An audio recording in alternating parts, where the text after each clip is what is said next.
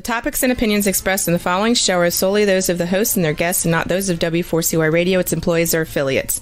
We make no recommendations or endorsements for radio show programs, services, or products mentioned on air or on our web. No liability, explicit or implied, shall be extended to W4CY Radio or its employees or affiliates. Any questions or comments should be directed to those show hosts. Thank you for choosing W4CY Radio. Welcome to Mindset Marketing Mastery, the show that brings you the top speakers in the marketing and video industry. With your host, Marie Mason. Hi, everyone, and I am just super excited to have the show this week. Oh my gosh, always check the background, guys. That's going to be my first tip for the week. So anyway, I just wanted to say we have a great guest for you today, and Steve's going to be here in a little bit. But before we get started, Pliny Phoenix's birthday is on the day we're recording this. So we're doing a little bit shift of schedule because of various different things happening this week. So Pliny, happy birthday. You're another year wiser. So congratulations and have fun with your family, friends, and make those positive memories. Oh my gosh, 2021 is a year to make some really good memories. Okay, so just keep that in mind. We have an amazing show, but I'm going to give you first the quick tip of the week because that's what we're doing. We're doing like marketing tips for the month of July, and then we're going to shift gears and give you a different perspective in August. So, and oh my gosh, um, really, what is the best tip that I'm going to give you? I have sort of been putting this together on the fly today because we had a lot of last minute changes and it's just part of going with the flow, right? You gotta have to understand that not everything is perfect and you just kind of have to what's the word I'm looking for? Be flexible. There you go. So I am going to give you a practical tip and I'm not quite sure what to give you. There's so many practical tips I can't give you. So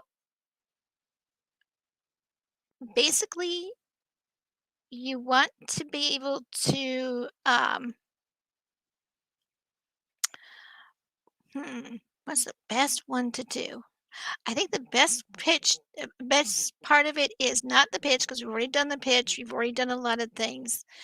The best part is the marketing. I think the next piece is when you're marketing your webinars, um, you're really going to want to make sure that you have a clear process to do that. I'm going to give you some tips for that. One, you need to really have a good short scripts that doesn't sound salesy, that sounds like you're having a conversation because people want real, authentic people that they're talking with, not just a copy and paste. And if you're copying and paste something that says first name on it, I've seen it happen.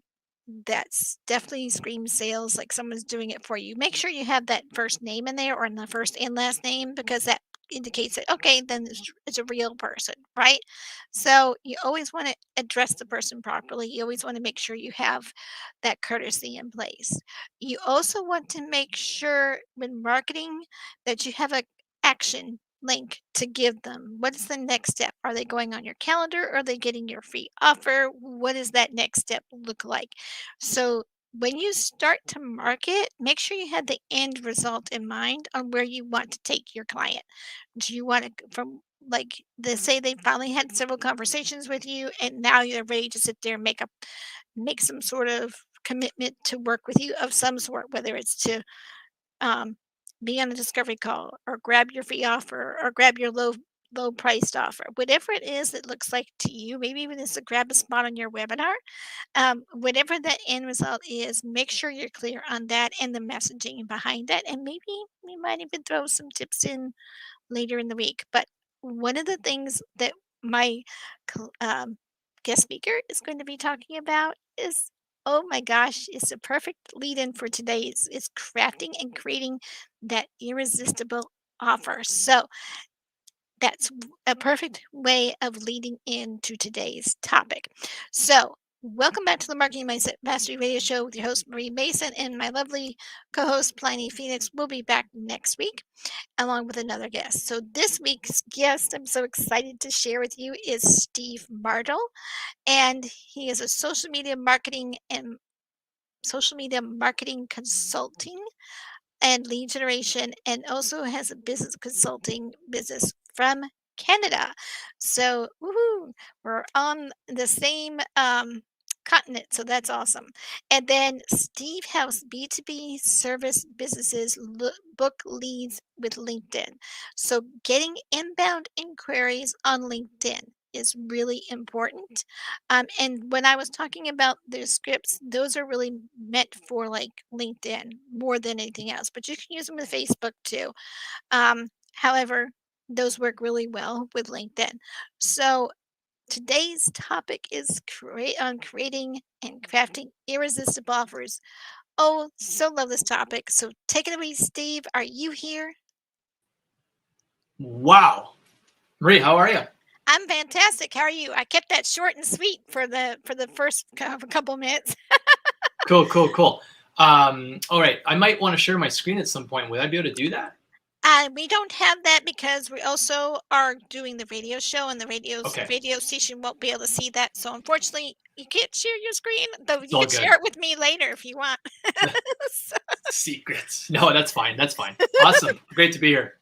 It's awesome to have you. So, oh my gosh. Tell me what got you started? How's your journey? How'd you get started in your business? I always like to know the background. Yeah, absolutely. So I was a mechanical engineer for a dozen or so years. I had started dabbling in 2008 and self-help, started a coaching business. That didn't work out. It was my first business I started that didn't really pay the bills. My wife and I we had to basically sell our house because we were spending way too much money because I wasn't working anymore. Right. I later went back and started working. So in engineering, as a mechanical engineer, I worked a lot of construction. So I knew a lot of construction companies.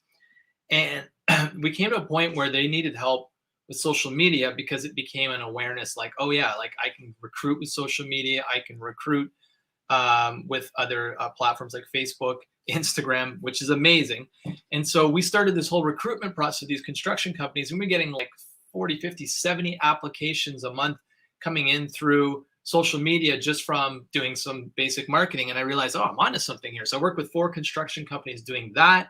That developed into, that gave me the confidence actually to go and start providing other services for other companies. And along the way, I kind of always kept coming back to LinkedIn. And over the last 8 months or so, developed a software with a gentleman that I'm really excited to talk a little bit about today and what makes us unique, because of 99% of the companies that do provide LinkedIn sort of lead gen services are not doing this. And what's exciting about it is that it gives you a lot of room to do scale, get very targeted messages into the right person so that you get conversations, fill your webinars, build Facebook groups, get people on your podcast. Like I'm not talking like a couple people in a webinar. I'm talking about, 20 people a week going booked for your podcast, or, and we're doing so much more with it. I'm letting my clients that I just signed 2 clients yesterday. They're helping me innovate in ways to do this, because we're just basically we have the targeted way to get traffic. So anyways, long story short is my background in engineering, pairing me up with the software developer was actually a really great fit, because it gave me a chance to solve a problem that, I don't think anyone else has really solved. At least I haven't heard about or anyone using it. So, and if you ever think about LinkedIn as a platform, when was the last time you got a group message? Something to think about. Probably haven't gotten maybe one a month. And that's why I'm saying this is so new, is because very few people are using it. Yep. I don't think I've really gotten group messages, though it seems like several people sent out what seemed like group messages. But yeah, it's more for asking them if they want to be on a webinar or something. That's usually the ones I usually get for group messages. Yeah. But other than that, that's the only time I ever really see that happening. So it is a very unique perspective. So it sounds to me like you are really passionate in lead generation and sales. Is that correct? Yeah, absolutely. And by, is it definitely because of the requirement to be in business. If I don't have money coming in and generating sales, then I won't be able to keep doing it. So so part of it was a selfish need, because I was like, okay, I need to stay in business and I need to keep doing this. But more importantly, like, and this is something that a lot of people, I've never said this on a podcast, I've said no to more people probably in the last year than I have in the last 4 years, to people that wanted to work with me, because I knew ahead of time, I'm like, I can't really help them. So there's a lot of people we can't help too. And, especially people that are not B2B.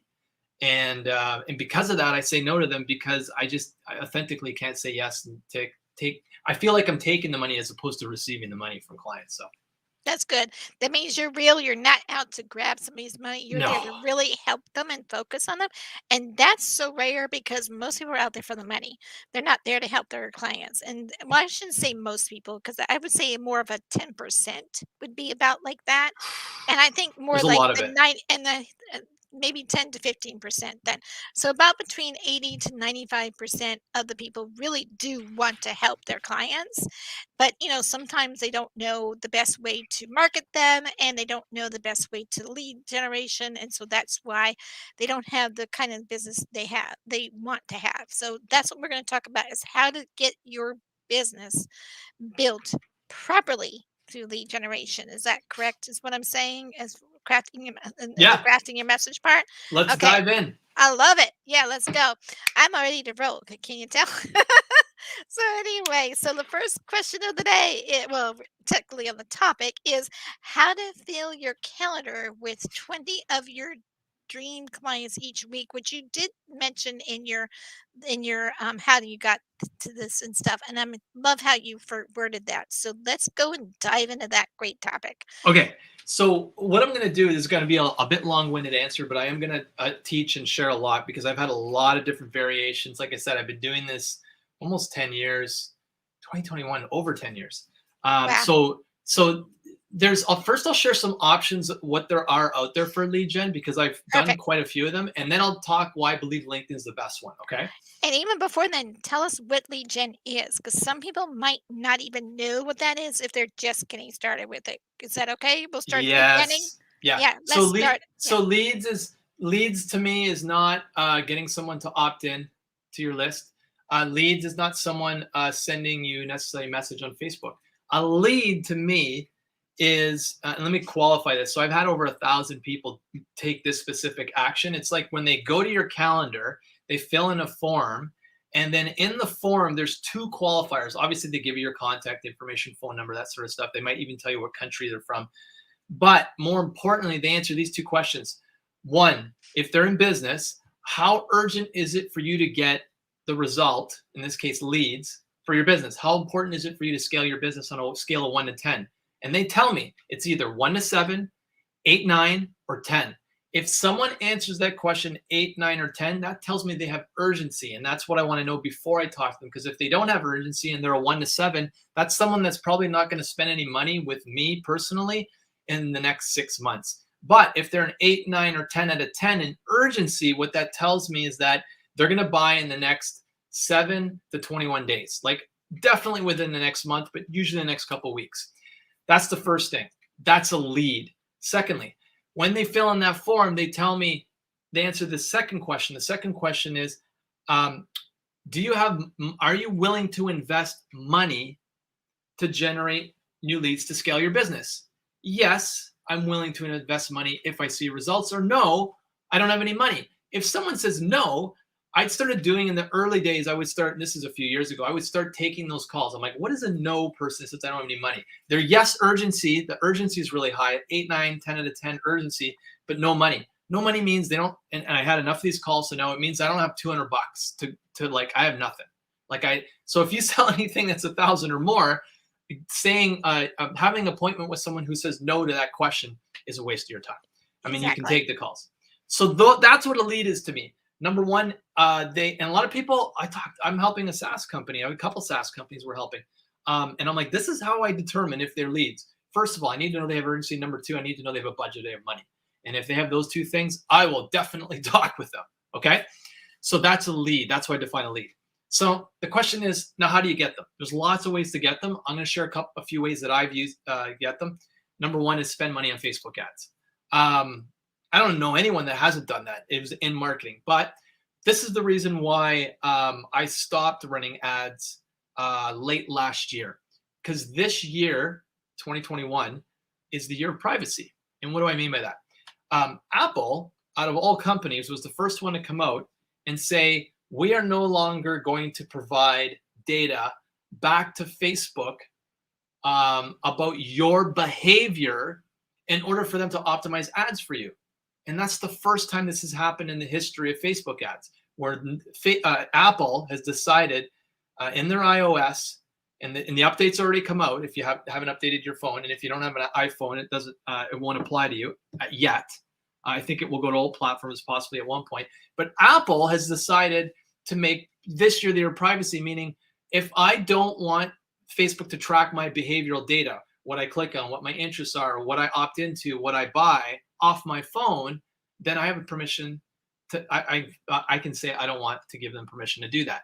And because of that, Facebook ads do not get optimized for lead generation, for opt-ins, for signing up for webinars off these phones, off Apple.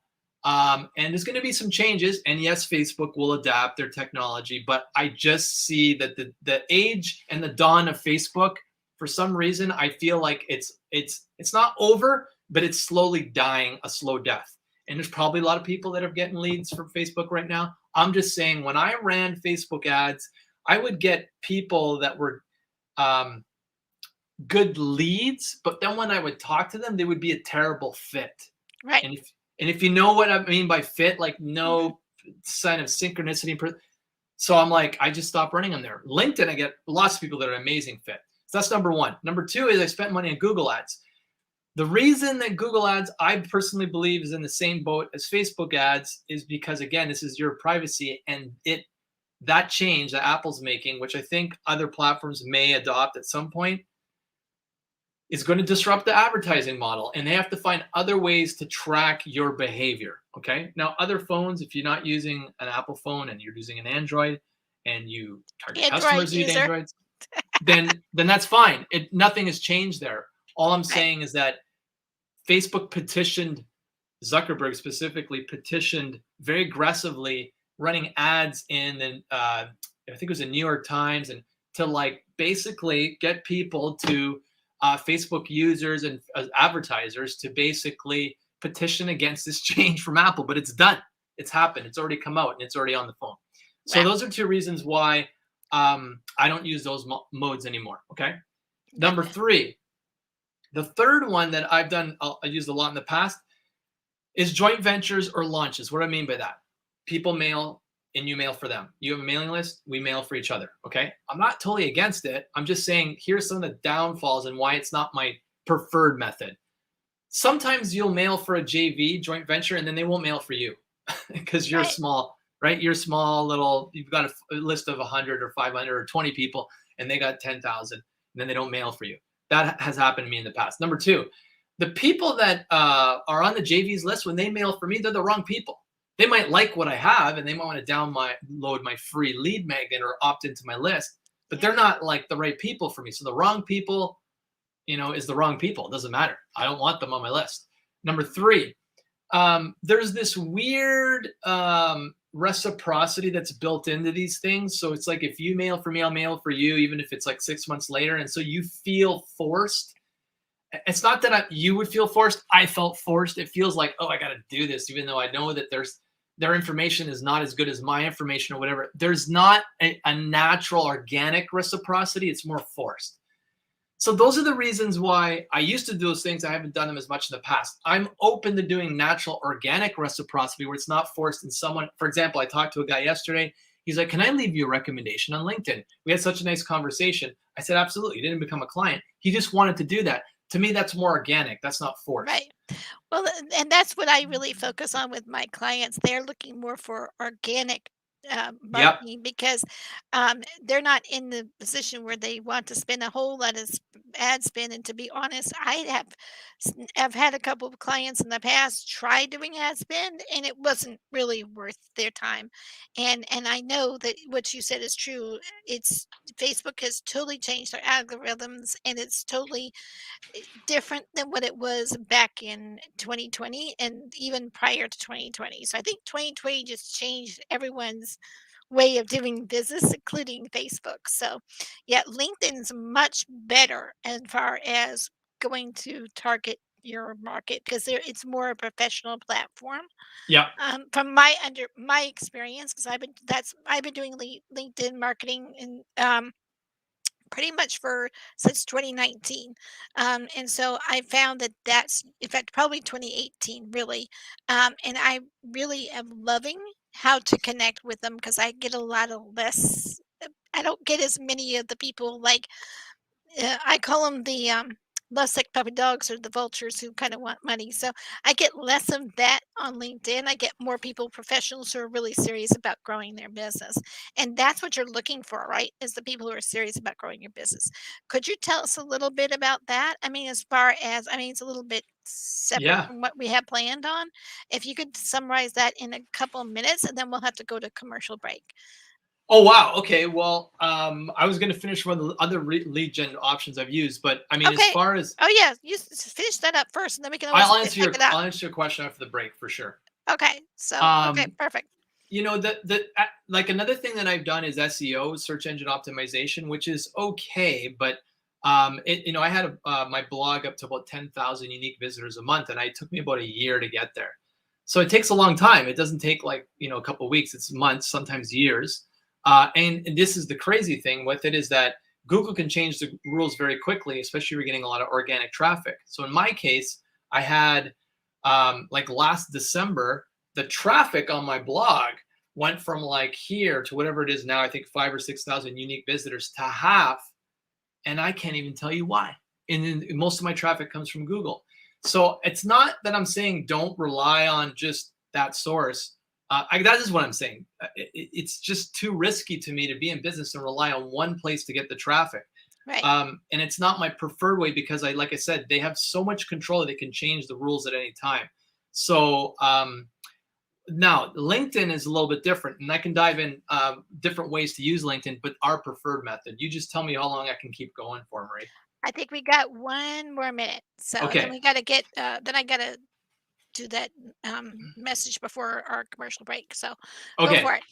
So LinkedIn, groups, message second and third degree connections, unlimited leads, unlimited ways to nurture those leads. No sending invites to connect on LinkedIn. No messaging your first degree connections. No bots and risk getting your account shut down. No follow-up messages. It's only one message we send out. You only hear from a client or from me if I'm sending it out one time.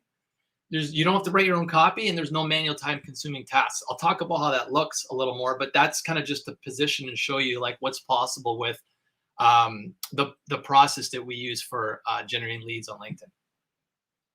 Perfect. No, that was really fast. Yeah, I wrote it in our message there so you can pick up that question when we come back to the commercial break. But that was absolutely perfect, spot on. So I really want to thank our guest Steve Martle, and I hope I pronounced it correct. Is it Martle? That works. Okay, just making sure I had it right, for sharing some amazing tips on how to craft an irresistible offer already. I mean, I feel like I'm drinking from a watering hose or a fire hose. Anyway, and we that's going to really help our audience grow their business on the Marketing Mindset Mastery radio show, and super super important topic. So definitely stick around because Steve has agreed to hang out with us on the second half of the show, and I can't wait for him to share more great tips on how to and action steps that you can take to help grow your business through lead generation, which is super super important. I found a lot of success with that myself, and this is just going to make things even easier for all of us. So I appreciate that so much. So that ends this segment of our show. You're listening to the Marketing Mindset Mastery radio show with your host, Brave Mason, and our guest, Steve Martle. And we'll be right back. And you're going to go to a commercial break now.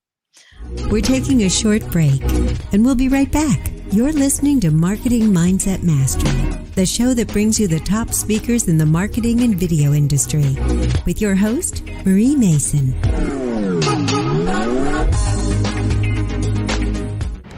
The show is brought to you by Liberty Virtual Solutions. We work with business coaches and speakers to help them market and host their webinars and upsell their coaching programs and develop heart-centered relationships with their audience. Welcome back to the Marketing Mindset Mastery Show with your host, Marie Mason, a premier podcast that helps you master your marketing skills.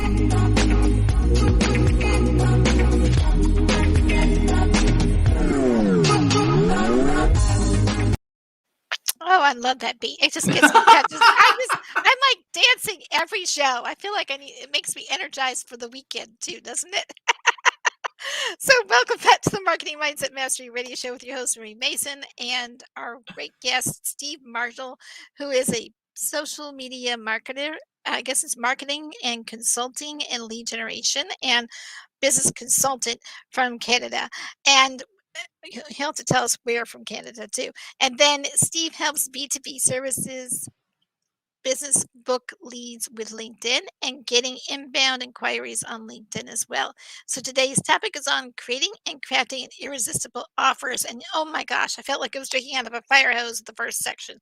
So y'all better buckle up because take it away, Steve. We got more to come, right? Okay, so is there something else? There was a question you asked me earlier that was off the beaten path. Did you want me to answer that first? Yes, let's go dive onto that. So I think hopefully I remembered how I phrased it, but could you tell us about the organic target marketing on LinkedIn? And because we talked about how you said paid ads were a thing and back in up until 2020, and then the algorithms changed everything. So now you're leaning more towards content marketing. So I kind of want to paint a picture of what that looks like for people, because I know a lot of people are looking for organic marketing and content marketing. I'm thinking, Okay. Are they the same thing?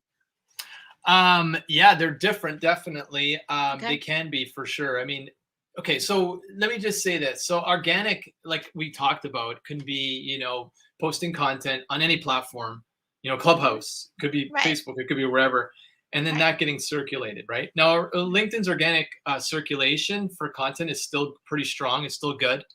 But here's the thing. If you're going to post content, you want to have the right people following you so that they see your content. And most people don't consider that. They're just going with the people that are in their network, a lot of times, which are colleagues or coworkers or people in the same industry. And if you've switched industries, they're probably not the right people to be marketing to. So Right. we use a tool, and I can't share the screen, but it's Sales Navigator. Right. Familiar with it. It's free for 30 days. It's the most powerful thing you can do because you can pull up, like I've got this on my screen right now, but I've got US, I've got, for example, just in the professional training and coaching industry with companies from 0 employees to 10 employees who are the owner, partner, or CEO. I can tell you right now, there's 37,000 of them. And I can also tell you that out of that group, 8,500 of them posted on LinkedIn in the last 30 days, meaning they're active and they're on LinkedIn and they're checking their messages.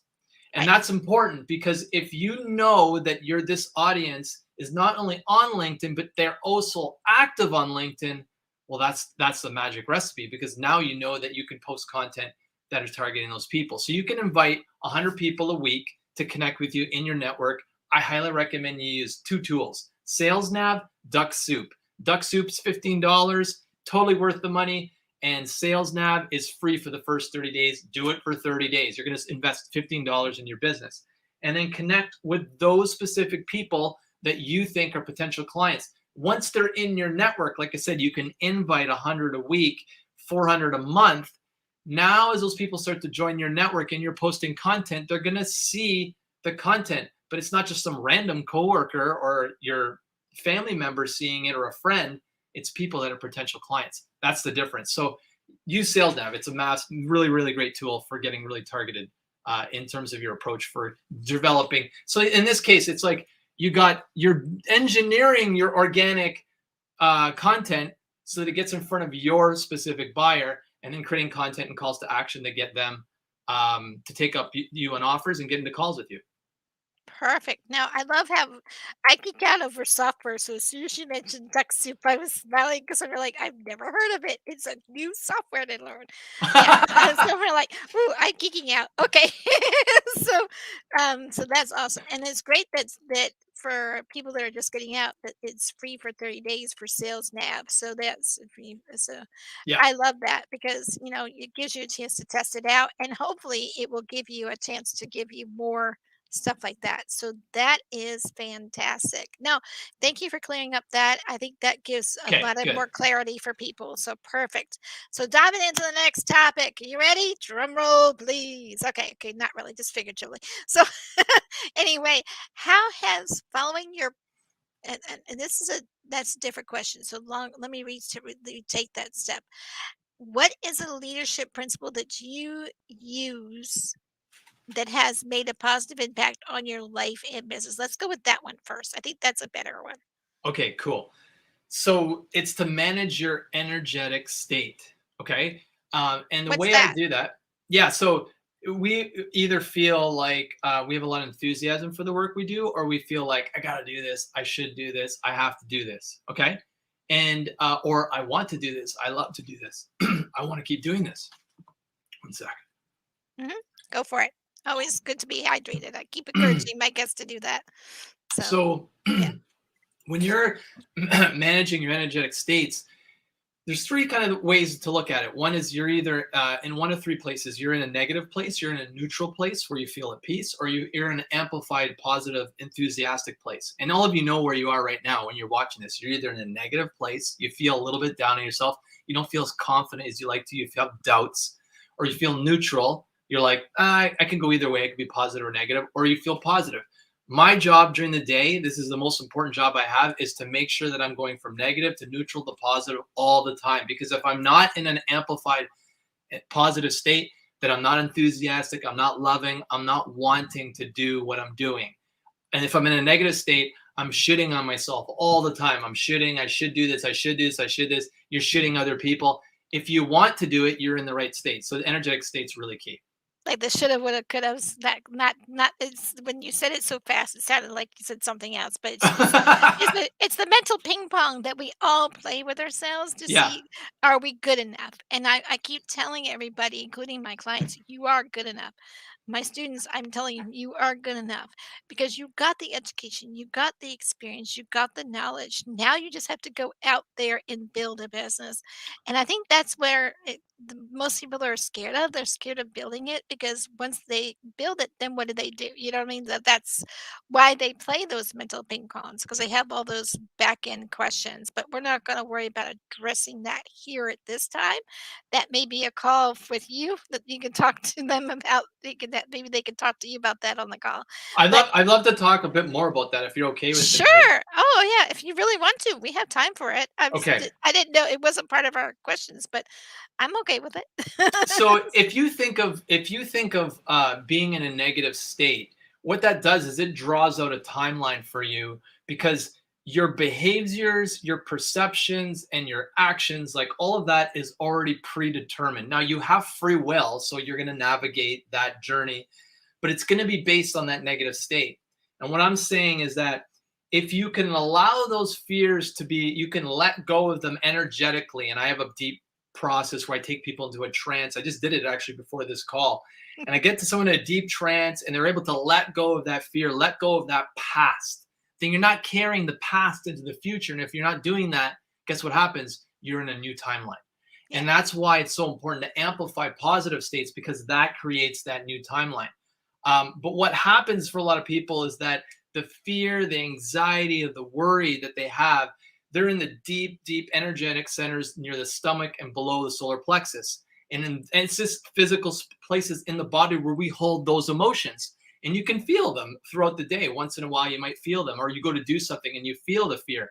And you know that saying, feel the fear and do it anyway? I don't believe in that. I believe in feel the fear, accept it energetically, let it go. And once you do, and it dissolves, it no longer has power over you. No longer has power over you. Guess what takes over? The heart. And when the heart takes over and you feel appreciation, you feel good about yourself, you're doing different things, perceptions, behaviors change, and guess what happens? So does your timeline, which means your future is a new future. So, anyways, I just thought I'd mention that because I talk a No, lot about that on my YouTube channel. brilliant. No, I think and I think it's important that we address the fear and anxiety a little bit, and especially with the mental ping pong that people play. So many people play that mental ping pong.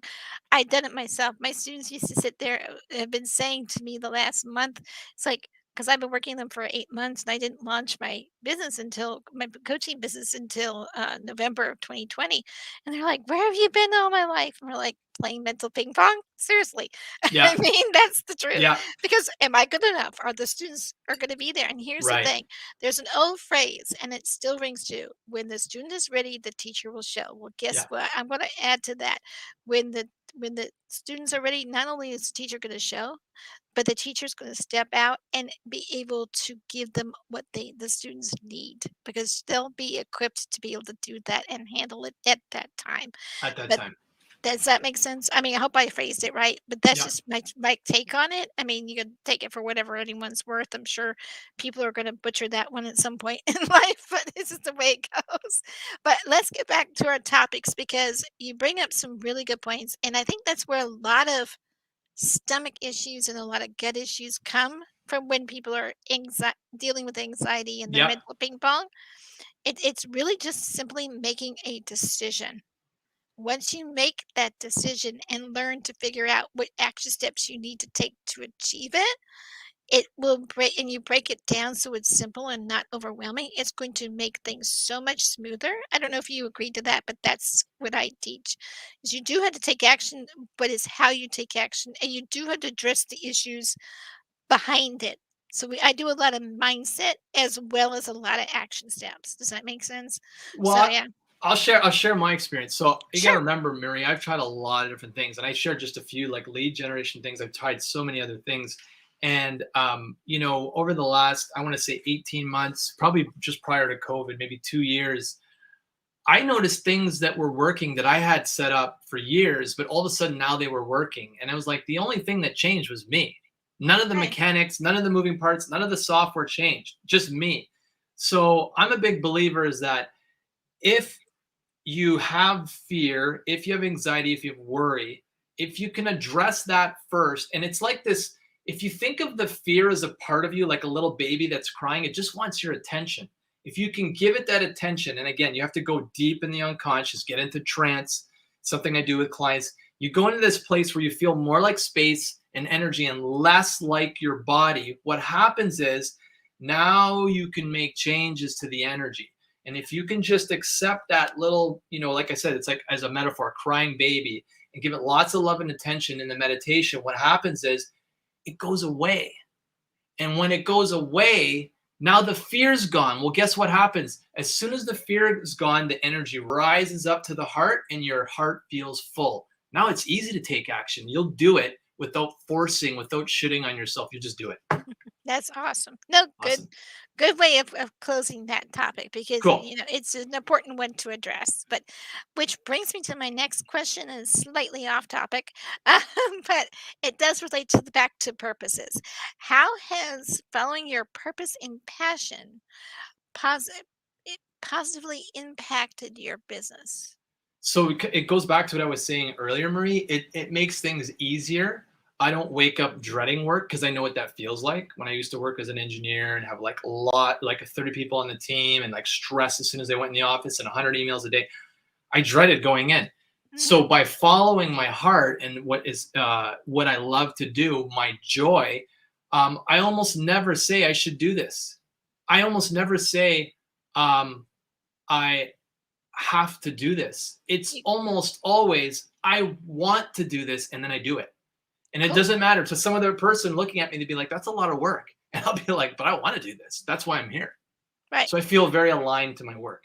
And that's important, and I think that's a good point, is if you're going to market your business, because let's face it, most people know their content, know what their business is, and they're really passionate about what they do. Marketing is where a lot of people go in and dread. And here's the thing, you have to keep that pipeline of content of people and leads full. Otherwise, your business goes flat. Wouldn't you Yeah. agree? Yeah. Yeah. So that's Yeah. going to bring us to another question, and that is, what is one profit strategy that you've used that has worked well for your business? I love it. So you talked about offers at the very beginning. And so the answer to that question is having a very clear and compelling offer. Now, what do I mean by an offer? So I have a sales letter for this context on my website. That's a one pager, and it's basically an offer. And it's like, here's what I've got, here's who this is for, and then here's what I want you to do next. I mean, there's a bit more to that, but that's basically what it is. And at the very end, when it's like, here, what I want you to do next, there's a link to my calendar, and then people can book time in my calendar, qualify themselves by using those questions I talked about at the very beginning, and then book a call. And that sales letter has generated 1,000 appointments over the last 4 years. So I know that having a clear and compelling offer is the key, because once, and this is where I think a lot of people struggle, is like, well, but I offer this and I offer this and I offer this and I'm this. I'm like, that's true, you do. And you can have different offers. I have 2, 3 different offers. But if you can just get your primary offer very clear, like, and very clearly figure out, okay, what is the journey that my client's taking and what's the first step that I help them with? That's what your offer solves, is that problem, that need in the marketplace. And you can build an offer like that and then send people to it from LinkedIn, social media, wherever, and then have people book calls. Then you know that all you got to do is keep sending people to that offer. You already wrote the page. You don't need to change it or add some more text or change the design. Like mine is like I said, I've been using it for 4 years. It's changed very, very minutely over the years. I've added certain things because I know that, for example, if I put the pricing in and the pricing is way too high, I get less calls. But if I put in the pricing and I say that this service starts at $1,000 a month, and we do have a service that starts at $1,000 a month and goes up from there, that I will get more calls. So that's what I tested that, and I realized, oh, the pricing's important, right? So I have a client, she has a range of, 1,000 to 30,000 for her services. And I'm like, we got to get rid of that. She was getting nothing. And I said, just put in that starts at, what's your lowest price? She said $997. She sold 2 courses that she helps her clients develop groups and work with groups, 2 at 2,000 in 3 weeks, because we made that change. Because Perfect. people realize, right, the pricing's important, but let's start with where the lowest is and then up from there. And you will have some people that want pay more. I'm just saying is that you'll get more calls. Number 2, another big difference that I found is made a huge difference in an offer is that if you can put in a guarantee. Now, this requires a degree of confidence in your ability to deliver and that the client have some responsibility. So I have a conditional guarantee right in the offer where it says, basically, I'll give you your money back within 30 days if you're not thrilled, but this is what I want you to do. I want you to do this worksheet. I want you to show up to the calls. You have to do something. If you do nothing and want your money back, it's not going to work. You shouldn't even be paying me to begin with. So that's what is really important, to having a very clear and compelling offer. And that has worked. That one profit strategy has worked for the last 4 years, and it will continue to work. And I actually write the copy for other people for their offer, so then they can do the same thing. No, that's brilliant, and it's really true. It's all about how you package and present your offer. It's going, and it's all about how do you. It's that's going to what is what going to attract your ideal clients as well, and it's good that you said the low attract the lowest price first. I was thinking my main package is 1995 for my virtual event agency, and then That's where you start. yeah, but that, and it says starting, and it always clearly says on the website starting at, and then they can customize it and add other pieces to it, like the marketing or the landing pages or the video editing if they prefer, because and the first 2 pieces are already in there. So, and that's what I'm saying is I think that's very important on how you package it. So, yeah, and that was one of the I was trying to. That was the point I was trying to drive at with our audience today is that you really need to be clear on how you package your message, your pricing, your message. Everything needs to be very crystal clear. So otherwise, when you do, like you said, when people have too many offers, it's very confusing. So, And a um, confused person always says no, which yep. means no appointments. Exactly, and no sales. So there you go. So great answer to that one. So now that we've got that one covered, what is your greatest challenge in your business, and and I have another question that's a follow-up question if we have time Sure. for that. Yeah. Okay, cool. So the main thing is the main challenge that we've had is that marketing on LinkedIn for LinkedIn lead services is like the most competitive, and everyone gets the messages. I get them too. Like you would think they wouldn't send them to me, but they don't read my profile. They're just like, oh, this guy's a consultant. Let's send him lead generation services. And I have clients that are getting, as soon as we started working with you, they'll say, I started getting these messages about LinkedIn lead generation services. I'm like, it's the most popular service on LinkedIn. Yeah. And the problem with that is that there's competition is fierce, and no one believes the promise that they can get leads anymore. So that has been the biggest challenge for us. And it was a couple of years ago, I was like, I don't even know if I can market on LinkedIn anymore. But we've found ways to get around that. And I'll share Cool. one. I won't share all the Good. ways. One is instead of having people actually go out and make an offer that goes directly to, hey, did you want to see if we can generate some leads for you? We invite people, our clients, to our podcast. We have a conversation with them. On the conversation, I interview them. At the end, a lot of people say to me, what do you actually do? I tell them, I'd like to have a follow-up call. And I've gotten clients that way. So that's just one of a number of ways that we use LinkedIn because our specific industry competition is so fierce. That is impressive. I have a question for you. It Shoot. may be, I don't know if we'll have time because we got like 4 minutes left. So I was wondering, when you're doing the lead generation, this is kind of like following up from that. In one of the previous comments, do you one of the things I hear constantly is diagnosing and prescribing. So, where on that process some people say you could do that on LinkedIn and the messaging when you're doing the lead generation. Some people say that you have to do that on the discovery call.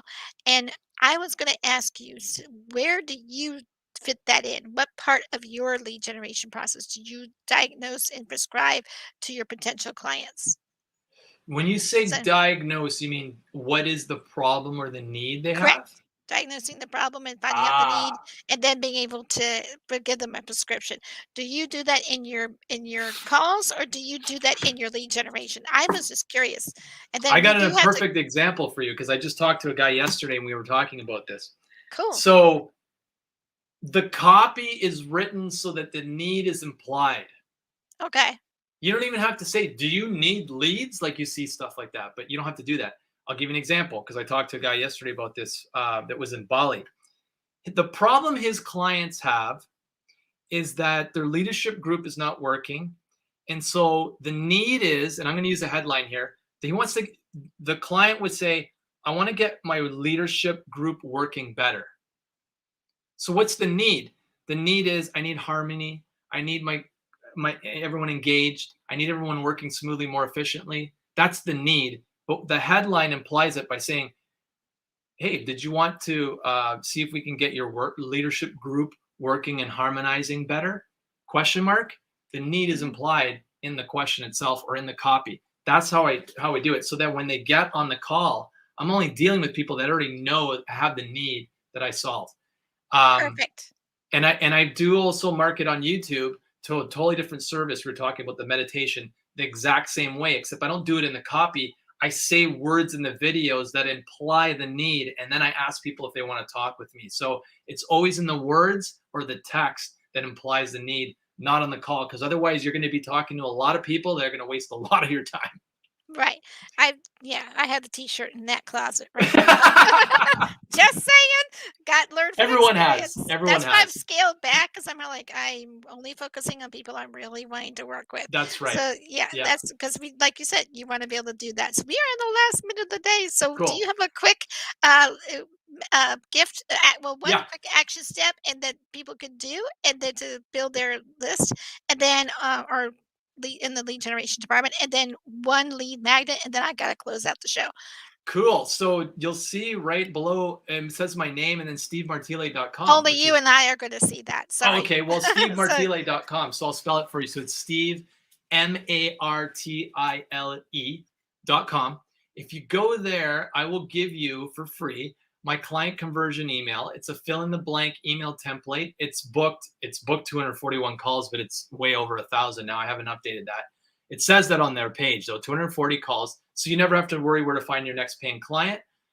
What I recommend you do is you enter your name and information there, you download it, and then when you get it, go out and rewrite it. You'll have to rewrite maybe 5 or 10% of it and send it out to a few people in groups on LinkedIn. And then let me know how it goes. Just hit reply to the email. Let me know how it goes.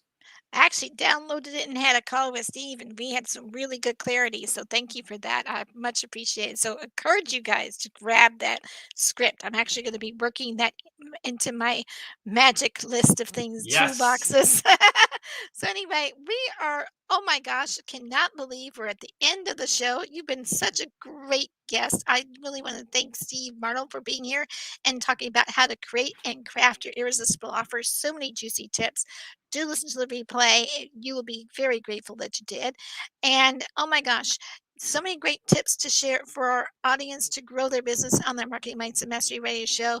And do take advantage of his offer, which is the go to Steve Martin, and it's Steve, not Martin, Steve Martle, MARTILE.com, making sure I got that right because, oh my gosh, that's a tongue twister.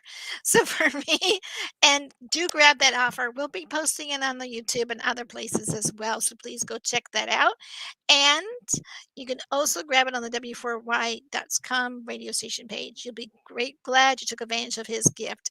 And if you can, book a call with him. So anyway, I'll definitely going to have another amazing guest show on the show next week. So they will be providing more tips on how to set up your business for success.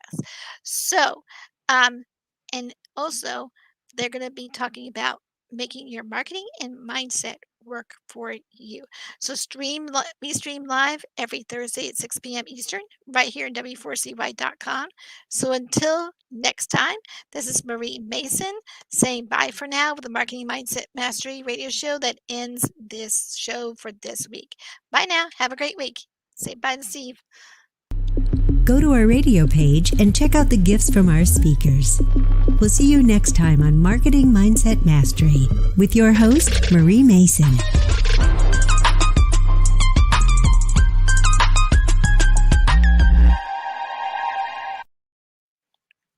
Hey, Rebel.